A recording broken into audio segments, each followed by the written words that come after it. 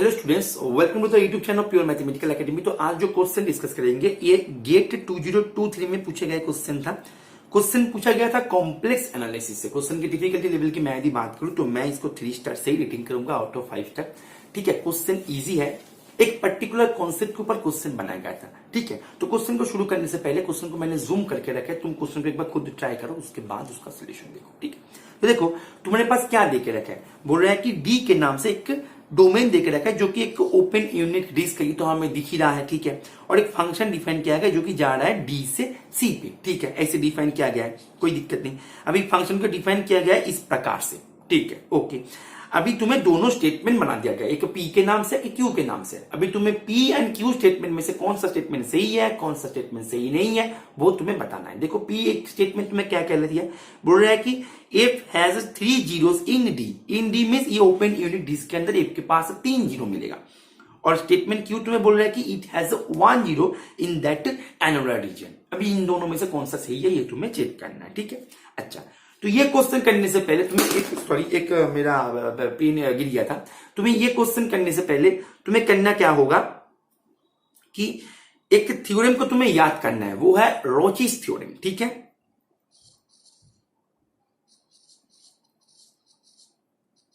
तो रोचीज थ्योरम तुम्हें क्या कहलाती है कि मानो तुम्हारे पास दोनों फंक्शन है, एक है मानो फाई, एक है मानो जी, एक है मानो फाई, और दोनों फंक्शन मानो डिफाइन किया गया है एक डोमेन मानो डी1 के ऊपर। मैंने दोनों फंक्शन को डिफाइन किया गया है और दोनों क्या है डी1 में मेरोमॉर्फिक है। दोनों फंक्शन ही डी1 में मेरोमॉर्फिक है, सच दैट जी के पास at most finitely many zeros and finitely many poles आ सकता है ये डी1 के अंदर, एंड फाई के पास finitely many zeros and finitely many poles आ सकता है डी1 के पास।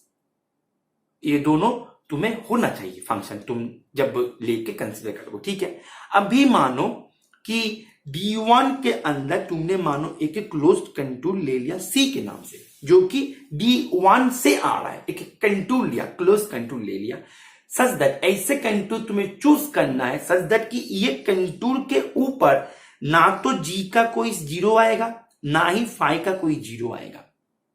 ठीक है, ऑल्सो ना ही G का कोई पोल आएगा ना ही फाई का कोई पोल आएगा ये सी के अंदर। ठीक है, दोनों कंडीशन तुम्हें पहले तो ध्यान रखना है कि जी एंड फाई दोनों मेनोमॉर्फिक फंक्शन है और डिफाइन किया गया कि डी1 के अंदर, डी1 के ऊपर डिफाइन किया गया कि डोमेन है।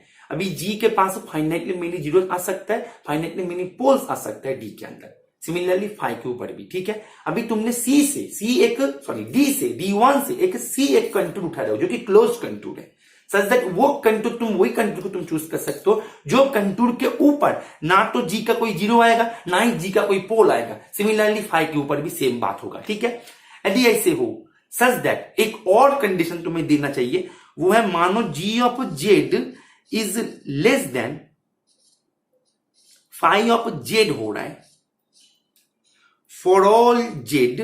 मानो कि ऑन सी के ऊपर ऐसे घटना हो रहा है, देन क्या होगा कि the difference between number of zeros and number of poles of phi function, the difference जो होगा number of zeros and number of poles का जो डिफरेंस होगा फाई फंक्शन का, and G plus phi function का जो number of zeros and number of poles का जो डिफरेंस होगा, जो नंबर आएगा, ये दोनों संख्या सेम आएगा बाय रोचीज थ्योरम। और कहां पे आएगा, इनसाइड सी। ये भी इंपॉर्टेंट है, इनसाइड सी, ऊपर नहीं, ऊपर जो सी के ऊपर है उसके ऊपर नहीं, उसको छोड़ के इनसाइड सी आ जाएगा, इनसाइड सी।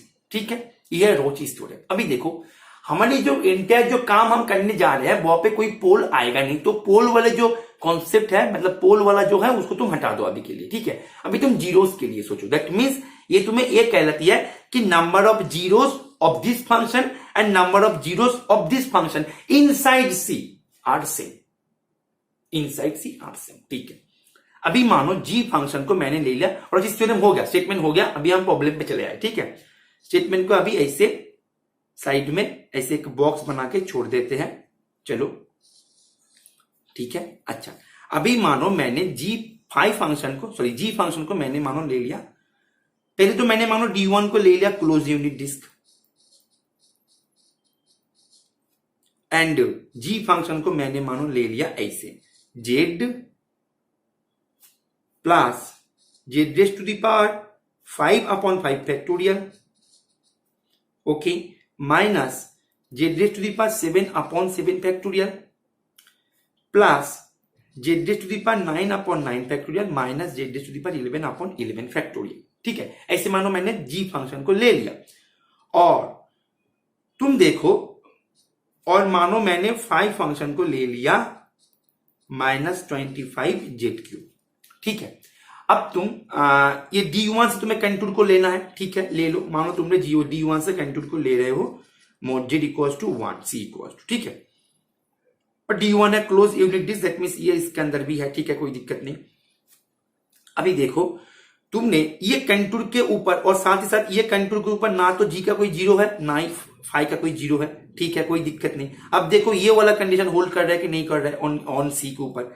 अच्छा, mod of G of Z, that means mod of Z plus Z raise to the power 5/5 factorial minus Z raise to the power 7/7 factorial. देखो तुम्हारी स्टेटमेंट P को, ये जो प्रोसेस है, ये जो प्रोसेस है, इसको तुमने जो सही से समझ लिया ना, तो स्टेटमेंट Q को मैं एज ए होमवर्क तुम्हारे लिए छोड़ सकता हूं। मैं केवल लिटिल हिंट्स दे दूंगा, बाकी तुम्हें छोड़ दूंगा होमवर्क के लिए, क्योंकि स्टेटमेंट P को तुमने समझ लिया तो स्टेटमेंट Q में कुछ नहीं है। बात को समझ में आ रहा है? तो सही से समझो इसको। कहा था मैंने, हाँ यहां तक था, plus Z raise to the power 9/9 factorial minus Z raise to the power 11/11 factorial. Okay, अभी तुम इसको ऐसे भी तो लिख सकते थे, mod of Z less than equals to plus mod of Z raise to the power 5/5 factorial plus mod of Z raise to the power 7/7 factorial plus mod of Z raise to the power 9/9 factorial plus mod of Z raise to the power 11/11 factorial. ठीक है, इसको तुम क्या करना है, अभी mod Z equals to 1 बैठा देना है, ठीक है, कोई दिक्कत नहीं, बैठा दो। 1 plus 1/5 factorial plus 1/7 factorial plus 1/9 factorial plus 1/11 factorial, जो कि less than, strictly less than minus of 25Z³ का मॉड ये हो रहा है। क्योंकि देखो यहाँ पे तुमने तो इसको बैठना है ना, तो इसको बैठने से ये क्या देगा आखिर में, ये तो यही देगा। तो दैट मीन्स ये क्या हो रहा है, -25 इंटू, सॉरी यहाँ पे 25 इंटू Z³ हो रहा है। तो G of Z is less than phi of Z। तो फाई ऑफ Z को मैंने क्या लिया था, ये लिया था, बिल्कुल सही है, एक हो रहा है। That means now we are able to apply the Rouche's theorem. Is it okay? Rouche's theorem के अनुसार क्या होगा, फाई फंक्शन के पास जितने भी जीरोस है inside C and phi plus G function के पास सेम जीरोस होगा इनसाइड C। तो अभी तुम एक बात नोटिस की हो कि G प्लस फाई जो है वही है हमारा X, सॉरी F है ना। देखो G जो है प्लस फाई तुम यदि करो ना, देखो G क्या है, G है पूरा F ही है, केवल इसको छोड़ के, इसको तुम क्या करो, और फाई जो है उसको ले लिया, तो G प्लस फाई जो है वो तो F है हमारा, ठीक है, ये है F। और इसके जीरोस के लिए चर्चा करने के लिए बोल रहा है, बाय रोचीज थ्योरम क्या कहलाती है कि G प्लस फाई का जीरोस इनसाइड C। हमारे C क्या था बेटा, C था mod Z इक्वल्स टू 1, तो inside C that means mod Z less then 1 की बात कर रहा है ये। इसके ऊपर क्या होगा, number of zeros of phi and number of zeros of G plus phi दोनों क्या हो जाएगा, सेम हो जाएगा। अभी G प्लस फाई है F, तो इसके जीरोस निकालने से अच्छा है तुम फाई का जीरोस निकाल लो। फाई का जीरोस निकालना तो आसान होगा ना। फाई क्या है बेटा, फाई है तुम्हारे पास, फाई ऑफ Z है -25Z³, और तुम निकाल रहे हो जीरोस। जीरोस कहां पे निकाल रहे हो, इसके अंदर, तो इसके अंदर जीरोस क्या है, तीन जीरोस है, 3 जीरोस है, जीरो पे ही इसका जीरो है, और वो 3 संख्या में आ रहा है क्योंकि यहाँ पे काउंटिंग द मल्टीप्लिसिटी पूछा गया है। और एक बात देखो, क्वेश्चन जो है, क्वेश्चन भी बना दिया गया इनसाइड C पे, क्लियर है। दैट मीन्स यहाँ पे फाई फंक्शन का, एफ फंक्शन का जीरोस पूछा गया था, हमने फाई फंक्शन को निकाल लिया। By Rouche's theorem we can say that the function F have 3 zeros inside C। Inside C means that particular domain. बात को समझ में आ रहा है? तो ये जो है ये बिल्कुल सही है। अभी Q जो बोल रहा है, Q बोल रहा है कि इसके अंदर, मतलब ये जो एनुलर रीजन है, मतलब ये बोल रहा है कि ये है हाफ, ये है तुम्हारी 1 रेडियस वाला, तो इसके अंदर मतलब ये वाले जगह पे बोल रहे हैं कि इसके अंदर 1 0 है, ठीक है। अच्छा तुम एक काम करो ना, तुम यहाँ पे अभी क्या करो, तुम सी को तुमने ऐसे ले लो mod z इक्वल्स टू 1/2, इसको लिए तुम चेक करो, इसके लिए भी शायद यहाँ पे ही हो जाएगा, तुम यहाँ पे करके देखना। तो ये लेस देन आ रहा है, तो यहाँ से कंक्लूजन आ रहा है क्योंकि ये 1/2 क्यूब 2⁵, 1/2 2⁵7 9, हाँ तो ये भी लेस देन हो रहा है क्योंकि 25 बहुत ही बड़ा संख्या है, 25/8, 25/8 मीन्स 3 पॉइंट समथिंग आएगा, ठीक है।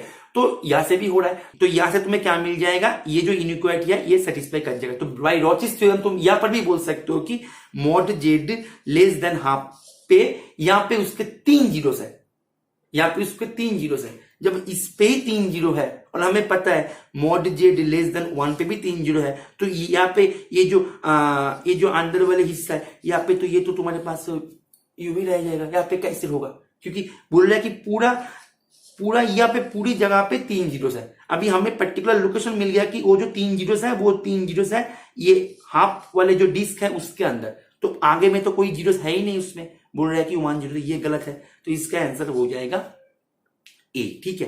कुछ नहीं था, केवल रॉचिस थ्योरम का एप्लीकेशन था। एक बात मैं और बता दूं, यहाँ पे हमने पोल्स को लेके कुछ भी नहीं सोचा क्योंकि यहाँ पे पोल्स था ही नहीं, लेकिन रॉचिस थ्योरम मेरोमॉर्फिक फंक्शन के ऊपर एप्लीकेबल होते हैं, ठीक है। तो उम्मीद है ये सोल्यूशन तुम्हें समझ में आ गया होगा, इसका आंसर हो जाएगा ए, ठीक है। तो हमने रेगुलर बैचेस में ज्वाइन करने के लिए तुम्हें करना क्या होगा, यहाँ पे जो दिए गए नंबर है क्या होगा, यहाँ पे तुम्हें कॉल करना है। If you want to take your preparation with a proper guidance then you can call us, you can contact us, you can join our batches, ठीक है। एक बात मैं और तुम्हें बता दूं, ये हमने पीबीएस से क्वेश्चन सॉल्व किया, हम न्यू क्वेश्चन देते हैं हमारे सोशल प्लेटफॉर्म्स पे। सोशल प्लेटफॉर्म्स का लिंक तुम्हें डिस्क्रिप्शन पे मिल जाएगा, वहां पे तुम जल्दी ज्वाइन हो जाओ। वहां पे हम न्यू क्वेश्चंस देते हैं जो कि कोई भी पीबीएस क्वेश्चन नहीं है, बिल्कुल न्यू क्वेश्चंस देते हैं हम जो कि अपडेटेड सिलेबस के अकॉर्डिंग है। वहां पे तुम ज्वाइन होकर अपना प्रिपरेशन को थोड़ा आगे ले जा सकते हो। और एक बात बता दूं, तुम हमारे टेस्ट सीरीज बैचेस भी ज्वाइन कर सकते हो, वहां पे तुम्हें लॉट्स ऑफ न्यू क्वेश्चंस मिलेगा और हाईली कॉन्सेप्चुअल देने की हम जितना पॉसिबल है कोशिश करते हैं। कोई भी प्रीवियस ईयर क्वेश्चन तुम्हें वहां पे दिखने को नहीं मिलेगा, तुम वहां पर भी अपने आप को इनरोल करके अपना प्रिपरेशन को थोड़ा सा बूस्ट दे सकते हो। तो उम्मीद है ये सोल्यूशन तुम्हें समझ में आ गया होगा। Okay, thank you.